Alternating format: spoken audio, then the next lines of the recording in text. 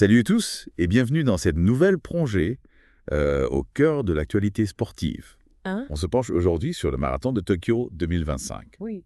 et plus précisément sur l'élite qui s'apprête à fouler le bitume de la capitale japonaise. Mmh. Notre sauce, c'est un article du site Athlé Expliqué qui décortique la liste des participants. D'accord. Et croyez-moi, ça s'annonce palpitant. Ah oui, Tokyo, c'est toujours un événement majeur dans le calendrier des marathons. Ouais. Et cette année, on dirait bien que le plateau est encore plus relevé d'habitude. Exactement. Et si on commençait par la course féminine, on assiste à un incroyable retour des championnes. Oui. Les 3 dernières vainqueurs du marathon de Tokyo, Sutume Asefa Kebede, Rosemary Wanjiru et Brigitte Kosgei, sont toutes de la partie. Ah oui. Imaginez un peu l'intensité de la compétition. C'est un duel au sommet qui s'annonce. Mhm. Commençons par Brigitte Kosgei, une véritable légende du marathon, Oui, ancienne détentrice du record du monde, avec un chrono époustouflant de 2h14 sur Zekate à Chicago en 2019. Oui. Elle a aussi décroché l'argent aux Jeux Olympiques de Tokyo en 2021. Ouais. Après une 5e place à Londres l'an dernier, on peut imaginer qu'elle est plus motivée que jamais à retrouver le sommet du podium. Kosgei est connue pour son rythme infernal en course. oui. D'ailleurs, à Chicago, elle a littéralement pulvérisé le record du monde. Je me demande si elle a une stratégie particulière pour Tokyo ou si elle va simplement miser sur sa vitesse. C'est une bonne question. Hmm. Il est vrai que sa vitesse est sa principale arme. Ouais. Mais la gestion des forces sur un marathon est cruciale. Bien sûr. On verra si elle opte pour une stratégie plus conservatrice au début ou si elle décide d'imposer son rythme dès les premiers kilomètres. Et face à elle, il y a Sutum Asefa Kebede, qui n'est autre que la tenante du record du parcours à Tokyo. Oui. En 2024, elle a explosé le chrono en terminant en 2h15,55. Ah oui, C'est une sacrée performance. absolument. Et son année 2024 ne s'arrête pas là. Elle a aussi battu le record du semi-marathon de Houston et terminé 2e à Chicago, juste derrière Ruth Shepketic, la détentrice actuelle du record du monde. Impressionnant. Kebede est clairement une athlète en pleine forme et une sérieuse prétendante à la victoire. C'est fascinant de voir comment elle arrive à briller sur différentes distances. Oui. On a l'impression qu'elle est capable de tout faire. Hmm. Et puis il y a Rosemary Wanjiru, qui a remporté le marathon de Tokyo en 2023. Oui. C'est aussi une athlète polyvalente. Elle a une médaille de bronze au championnat du monde sur 10 000 mètres, ce qui montre sa vitesse sur piste. Oui, sa transition de la piste au marathon est une véritable réussite. Ouais. Ce qui est intéressant avec Wanjiru, c'est qu'elle a une approche très tactique de la course. D'accord. Elle analyse ses adversaires, adapte son rythme et sait saisir les opportunités quand elles se présentent. Donc elle n'est pas du genre à foncer tête baissée. Exactement, elle est très calculatrice et patiente. On peut s'attendre à la voir rester dans le peloton de tête, observer ses concurrentes et attaquer au moment opportun. C'est vraiment une course à plusieurs niveaux, entre la gestion de l'effort physique et la stratégie de course. Oui. Et comme si ce trio de championnes ne suffisait pas. Oui. On retrouve également dans la course féminine des pointures comme Tigist Ketema, Hawi Feza et Tirunesh Dibaba. Ah oui. Elles font toutes partie des 10 marathoniennes les plus rapides de l'histoire. On peut dire que la compétition sera rude. Oui. Passons maintenant à la course masculine où on retrouve une nouvelle génération de coureurs ultra rapides. Ah oui, les Speed Demons, comme on les appelle. Oui. J'ai entendu dire que Benson Kipruto, le tenant du titre et détenteur du record du parcours, est de retour pour défendre sa couronne. C'est exact. Kipruto est une machine. Ah oui. Il a établi le record du parcours l'an dernier avec un temps incroyable de 2h16. Incroyable. Et il a également remporté le marathon de Boston en 2021. Ouais. Sa constance et sa vitesse en font un adversaire redoutable. On dirait qu'il est presque imbattable. Mais j'imagine que la concurrence ne va pas le laisser gagner sans se battre. Non. Qui sont ses principaux rivaux? Eh bien, il y a tout d'abord Derez Eleta, un coureur éthiopien qui a fait sensation l'année dernière en terminant le marathon de Valence en 2h38. Ouais. Il est connu pour sa gestion de course intelligente et sa capacité à accélérer dans les derniers kilomètres. C'est vrai que les derniers kilomètres d'un marathon sont souvent décisifs. Oui. Il faut avoir gardé suffisamment d'énergie pour sprinter vers la victoire. Y a-t-il d'autres coureurs qui pourraient menacer Kipruto? Oui, absolument, il ne faut pas sous-estimer Vincent Kipkemoanietic, D'accord. qui a terminé 3e du marathon de Berlin en 2023 avec un record personnel de 2h03,13. Pas mal. Benditic est un coureur en pleine ascension et il pourrait bien créer la surprise à Tokyo. D'accord, donc Nditi, un outsider à surveiller de près. Oui.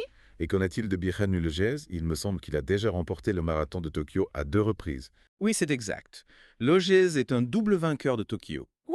Et il revient cette année avec un record personnel de 2h02,48. D'accord. Son expérience et sa connaissance du parcours pourraient jouer en sa faveur. On a donc un plateau masculin très dense, avec plusieurs coureurs capables de viser la victoire. Oui. Mais il y a un nom qui m'intrigue particulièrement, Joshua Cheptegei.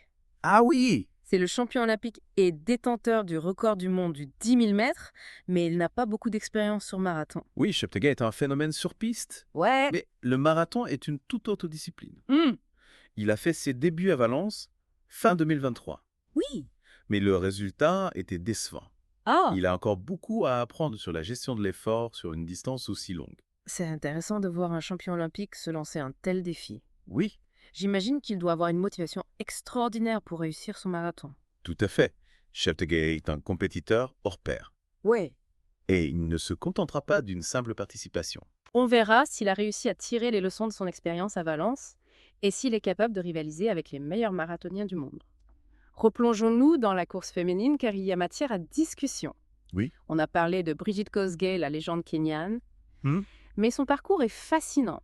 Oui, Saviez-vous qu'elle a commencé sa carrière en courant pieds nus? Ah oui, c'est vrai, j'avais lu ça quelque part. Oui. C'est incroyable de penser qu'une athlète qui a atteint un tel niveau de performance a débuté dans des conditions aussi modestes. Exactement. Et cela rend sa réussite encore plus impressionnante. Ouais. Sa victoire à Chicago en 2019, où elle a pulvérisé le record du monde qui tenait depuis 16 ans, Oui. est un moment historique dans l'histoire du marathon. C'est clair, on perçoit vraiment la force mentale et la détermination qui se cachent derrière ses performances. Mais elle a aussi connu des revers, comme sa 5e place à Londres l'an dernier. Oui. Comment pensez-vous qu'elle va aborder ce marathon de Tokyo après cette contre-performance? Je pense qu'elle sera animée d'un esprit de revanche. D'accord.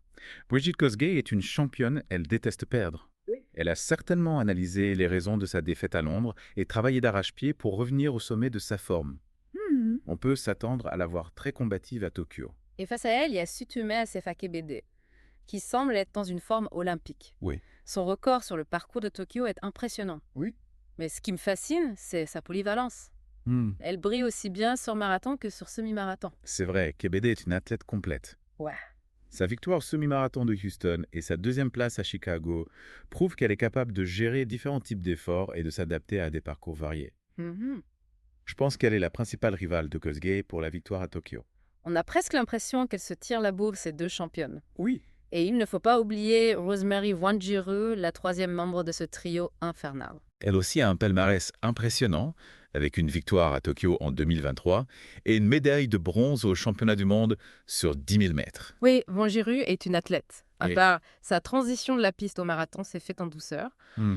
Et elle a rapidement trouvé ses marques sur la distance. Oui. Ce qui la distingue, c'est son sens tactique. D'accord. Elle n'est pas forcément la plus rapide du peloton, mais elle sait gérer son effort, analyser la course et placer ses attaques au bon moment. C'est intéressant car on a souvent tendance à penser que le marathon est une épreuve de force brute où le plus rapide l'emporte. Oui. Mais vous nous montrez qu'il a aussi une dimension stratégique importante. Absolument. Un marathon, c'est une bataille mentale autant que physique. Il faut savoir doser son effort, anticiper les mouvements des adversaires. Oui. Et parfois même jouer au bluff. Rosemary Wanjiru maîtrise parfaitement cet aspect de la course. Et n'oublions pas les autres athlètes de haut niveau qui seront présentes dans cette course féminine. Non? Kigis Ketema, Hawi Feza et Tiounesh Dibeba, Oui. toutes 3 classées parmi les 10 marathoniennes les plus rapides de l'histoire, ne viendront pas faire de la figuration. Exactement. La densité du plateau féminin est exceptionnelle cette année. Oui. On peut s'attendre à une course palpitante avec des rebondissements et des surprises. Difficile de faire un pronostic, mais une chose est sûre, le spectacle sera au rendez-vous. Passons maintenant à la course masculine, où l'on retrouve également des athlètes de très haut niveau. Oui. On a évoqué Benson Kipruto, le tenant du titre et détenteur du record du parcours. Oui. Il semble presque invincible. Kipruto est en effet un coureur hors pair. Oui. Sa victoire à Tokyo l'an dernier, avec un chrono de 2h00C16, Incroyable. a été une démonstration de force. Il a pulvérisé le record du parcours et laissé ses adversaires loin derrière. Mais il ne faut pas oublier qu'il a 35 ans Ah oui. et que la concurrence est rude. C'est vrai, le temps passe pour tout le monde, même pour les champions. Oui. Pensez-vous que l'âge puisse être un handicap pour Kipruto dans cette course? C'est une question intéressante. Ouais. Il est évident que la récupération est plus difficile avec l'âge. Et que les jeunes coureurs ont souvent un avantage sur le plan de la fraîcheur physique. Oui. Mais Kipruto est un athlète expérimenté.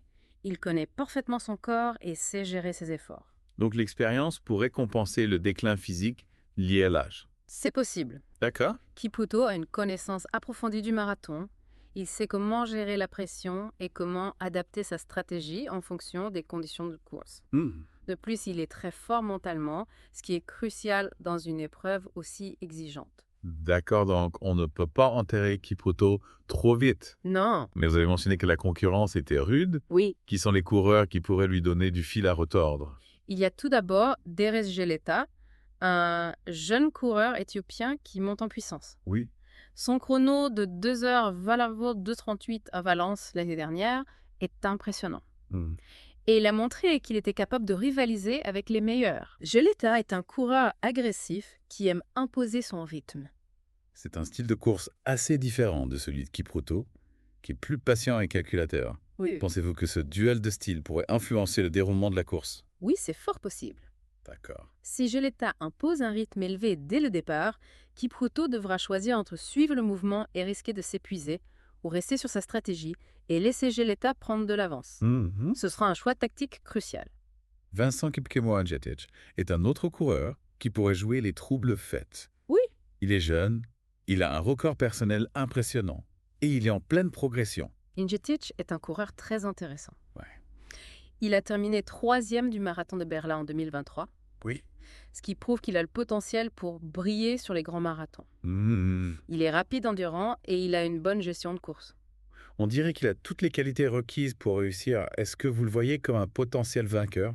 Il est encore un peu jeune et manque d'expérience sur les grands marathons. Oui. Mais il ne serait pas étonnant de le voir sur le podium. D'accord. Et puis, il y a Birhanu Legez, le double vainqueur du marathon de Tokyo, qui revient avec l'ambition de reconquérir son titre. Legez est un coureur expérimenté. Il connaît parfaitement le parcours et les conditions de course à Tokyo. C'est un atout indéniable. Absolument. Legez est un coureur très régulier, toujours placé dans les grands marathons. Ouais. Sa connaissance du parcours et son expérience des grands rendez-vous en font un candidat sérieux à la victoire. Et n'oublions pas Joshua Cheptegei, le champion olympique du 10 000 mètres, qui tente de se reconvertir sur marathon.